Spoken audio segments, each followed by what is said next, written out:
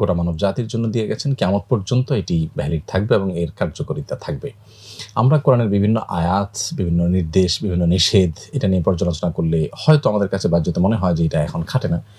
আমরা কোরআন তো কোরআন, কোরআনের ব্যাখ্যা যে হাদিস, সে হাদিসের বিভিন্ন আদেশ নিষেধ আমরা দেখি যে ১৪০০ বছর আগে নবী করিম সাল্লাল্লাহু আলাইহি ওয়াসাল্লাম বলেছেন তোমরা রাস্তা দখল করবে না, রাস্তার পাশে বসবে, রাস্তায় বসবে না।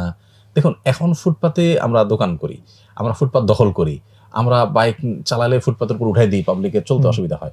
আপনি ১৪৫০ বছর আগে চলে যান তো, সেই মক্কাতে মানুষ ছিল কয়েক হাজার। এত বিশাল মক্কার এই বিস্তীর্ণ এলাকাতে রাস্তায় বসে থাকবে তো দূরের কথা, রাস্তা তো মরুভূমির ইমারতের মতো পুরাটাই রাস্তা। মানে এই কথাগুলো খুব বেশি প্রাসঙ্গিক মনে হয়, কিন্তু এখন সেটা কতটা জাজ্জল্যমান এবং শাশ্বত মনে হয় না। কোরআনে কারীমের প্রতি এটা তো আমি বললাম কোরআনের ব্যাখ্যা হলো হাদিস, সেটার যদি এই অবস্থা হয়, আমি একটা বলেছি আপনাকে, আপনি আজকে পরিবেশ নিয়ে দেখেন আমরা অনেক চিন্তিত, তাই না? আমরা আজকে অধিকার নিয়ে অনেক